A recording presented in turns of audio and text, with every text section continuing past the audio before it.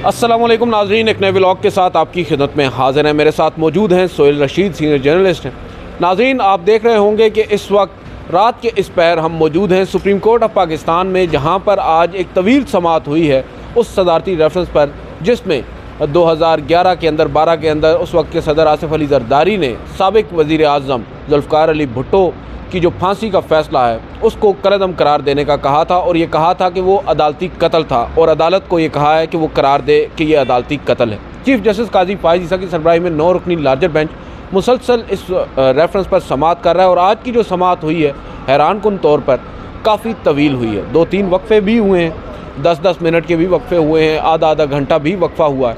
ताहम आज जो अदालती मुआवनीन हैं उनके दलाइल मुकम्मल हो चुके हैं और अब मामला पीर तक गया है। सोहेल रशीद साहब, इससे पहले कि हम सदारती रेफरेंस पर बात करें, आज ज़रा ये बताइएगा, एक तो अभी जो डेवलपिंग स्टोरी है वो ये है कि सुन्नी इत्तेहाद कौंसिल ने इलेक्शन कमीशन को एक ख़त लिखा, उसके ऊपर एक नया आप कह सकते हैं कि शोर शराबा मचा, और उसके ऊपर आज एक फ़ैसला भी महफूज कर लिया इलेक्शन कमिश्नर ने, और मोस्ट प्रोबेबली ये मामला सुप्रीम कोर्ट में भी आएगा। असल में ये मुद्दा है क्या? देखें, ये मुद्दा वो बैट वाले फ़ैसले के बाद का समझ लें कि एक सीक्वेंस चला इंसिडेंट्स का और फिर यहाँ तक पहुँचा। मुद्दा ये था कि जब बैट का निशान नहीं रह गया पीटीआई के पास, तो उसके बाद उन्होंने आज़ाद उम्मीदवारों के तौर पे इलेक्शन लड़ा।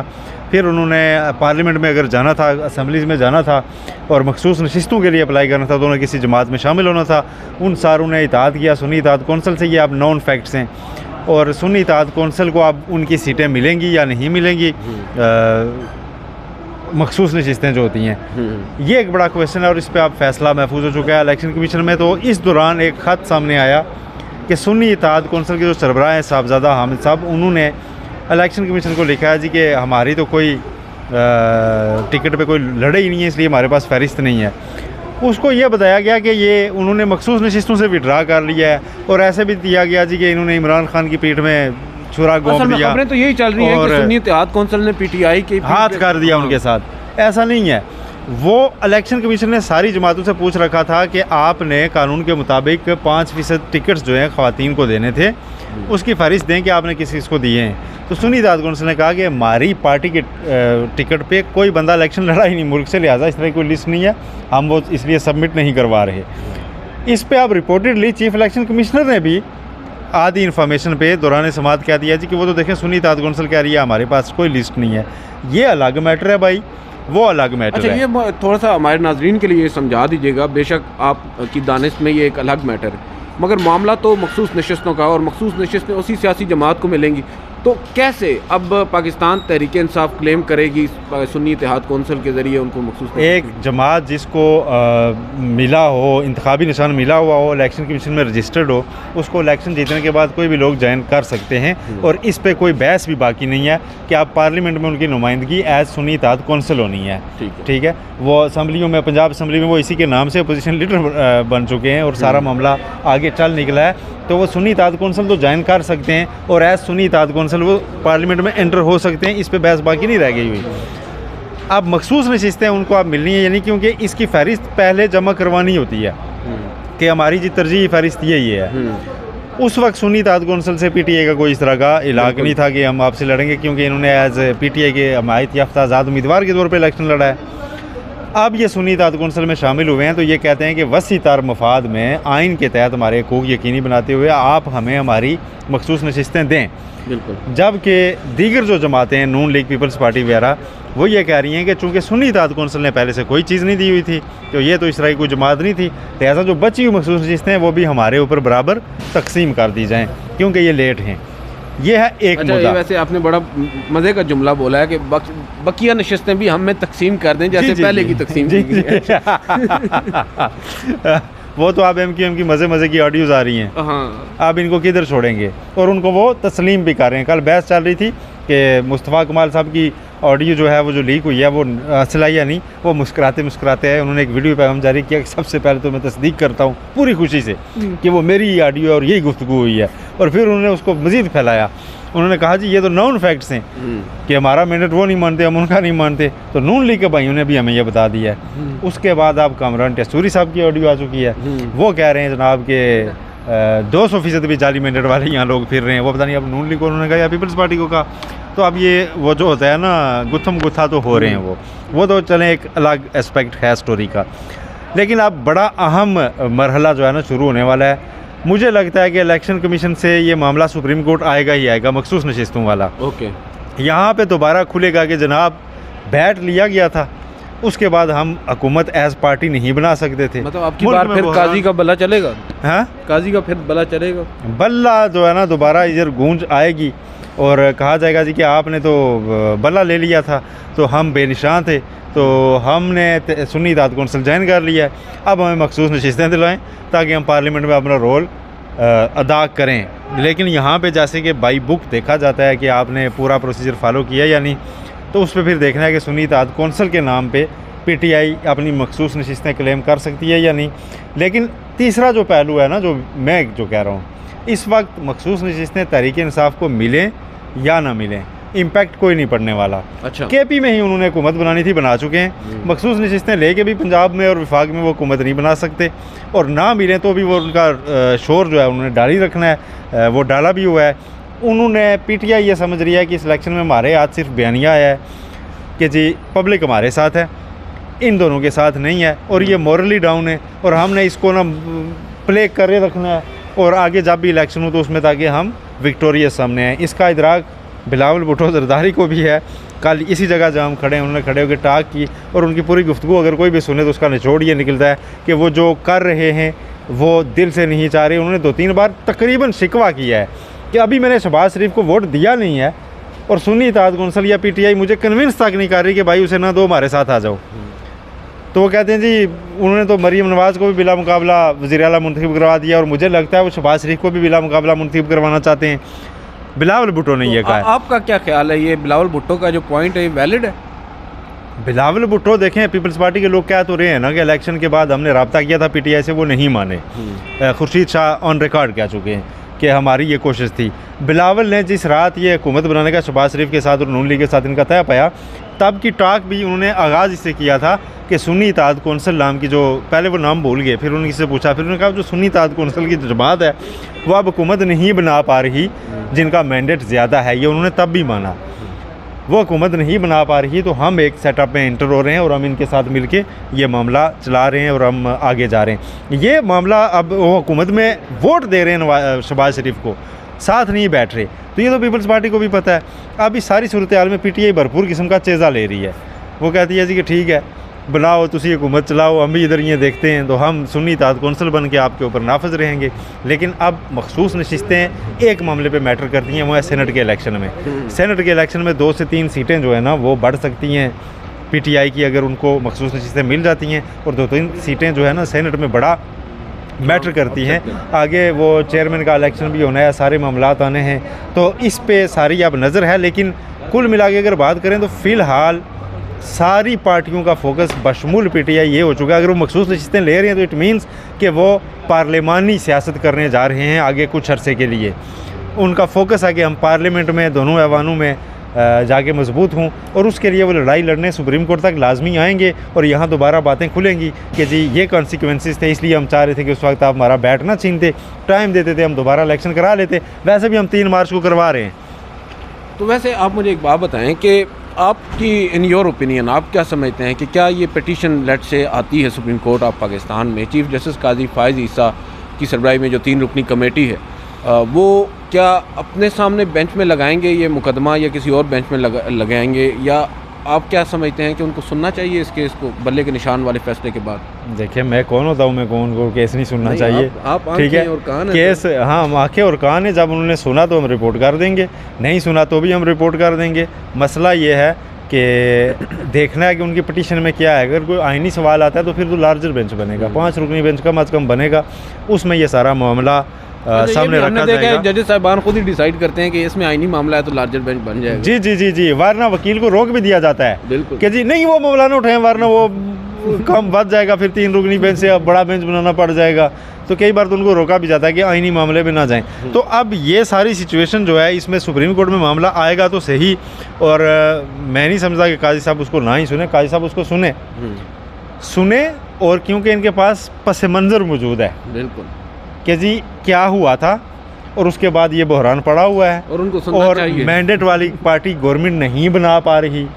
ये बात मैंने उस दिन, मुझे कहा गया जी कि आपने ये बात लिख दीजिए कि आज का फैसला, ये भी फैसला है कि 8 फरवरी को पीटीआई हुकूमत नहीं बना सकेगी।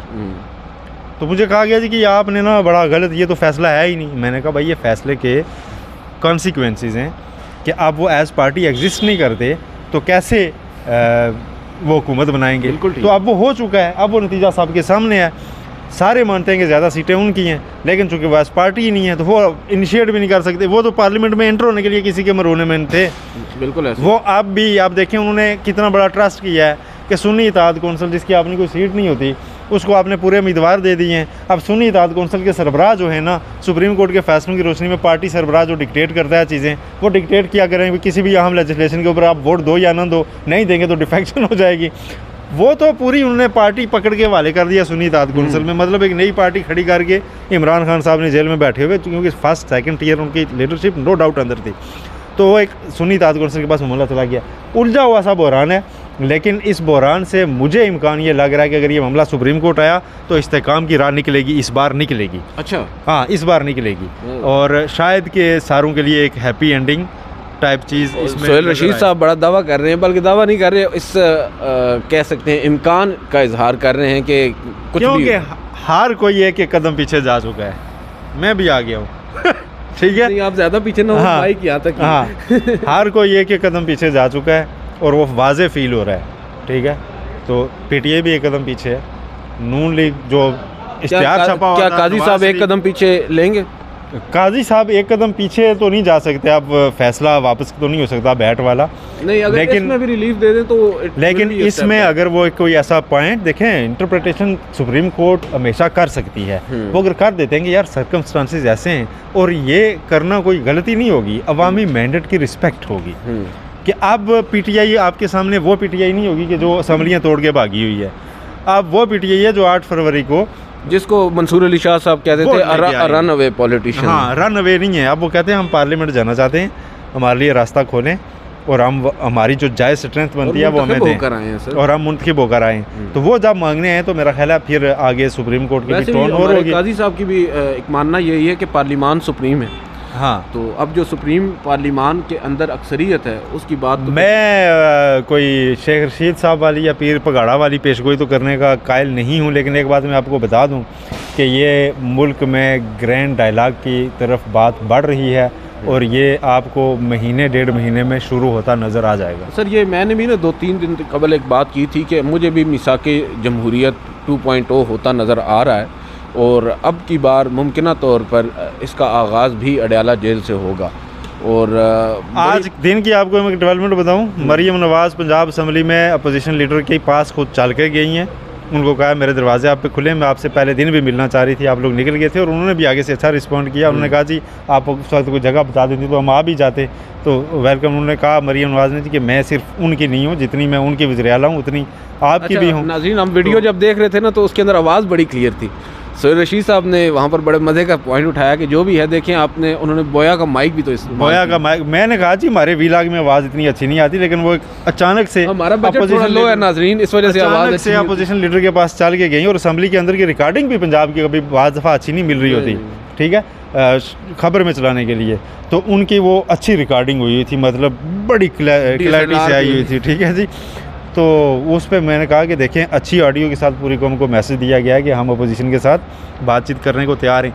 तो ये सारा भी अच्छा मैसेज दे रही है। हाँ, ये सारी चीज़ें जो एक एक कदम सारे पीछे हट के तो सोच रहे हैं ना, आप ग्रैंड डायलॉग भी हो, एक दूसरे के साथ बैठें भी, ठीक है जी, इदारों से भी बात हो, ये सारी चीज़ें अवाम के मैंडेट की वजह से हैं और अवाम को इसमें मायूस नहीं होना चाहिए। उनको इसको सेलिब्रेट करना चाहिए कि उन्होंने अपनी से दी है कि भाई हम क्या चाहते हैं कि आप ऐसे करें। और ये तमाम जमातें मजबूर हो, क्यों भारी जिम्मेदारी है।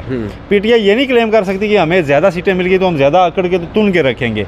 पीटीआई को अवाम ने मुल्क बेहतर करने का मैंडेट दिया है, आग लगाने का तो नहीं। हाँ, तो बेहतर करने का मैंडेट में ये शामिल है कि आपने ये चीज़ें करनी हैं।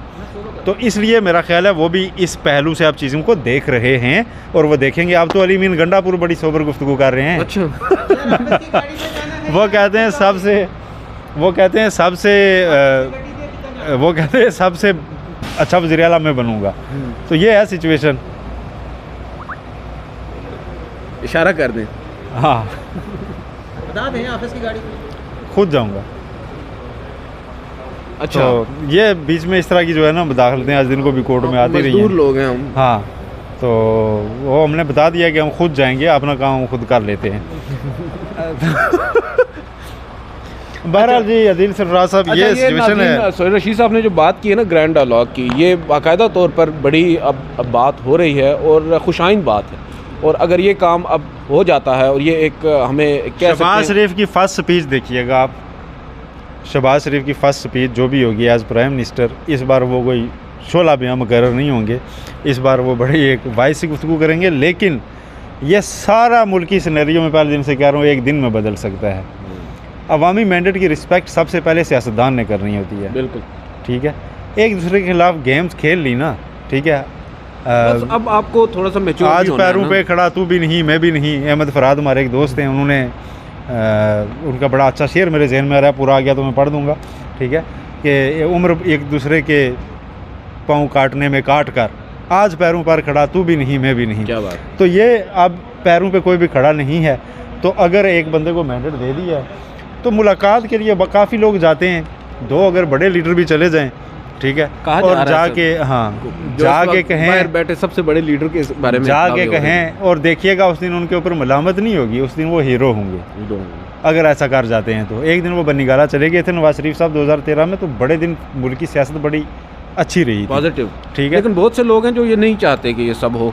ये अब भी होगा, और जब भी इस तरह के इक़दामात सियासतदान उठाते हैं, चाहे वो 2006 का मिसाक़ जमहूरियत हो, फिर बहुत से लोग उससे नाखुश भी होते नहीं हैं। मेरा ख्याल है इस वक्त वो सारे अनासर चाहेंगे कि ये बात हो, कुछ सर, वक्त होना के लिए, चाहिए जो कुछ पाकिस्तान वक्त के लिए तो दर्द हो। रखता है। कम से कम एक उसमें देखें क्या करना होगा, उसमें इमरान खान साहब को अपोजिशन का रोल अदा करना होगा भरपूर तरीके से, और अपोजिशन का रोल पार्लियामेंट में अदा करना होगा। और अपोजिशन का रोल अदा करने की पहली शर्त ये होती है कि आप हुकूमत को हुकूमत माना करते हैं। ठीक है, आगे बजट आने वाला है, ये हुकूमत बनेगी, जून में बजट देना है, पहला चैलेंज तैयार खड़ा है। आपने IMF की किस्तें देनी है, आपने IMF से नया प्रोग्राम लेना है। ये जो ख़त चला गया है, ये मेरा नहीं ख्याल कि उतना सख्त ख़त होने वाला है, बस एक अलामती सी कोई बात हो गई है, लेकिन बात आगे बढ़ती मुझे नज़र आ रही है। अब पाकिस्तान में कहते होते हैं हालात कहीं भी चले जाते हैं, लेकिन मुझे इसलिए नज़र आ रही है कि और कोई रास्ता रह नहीं गया।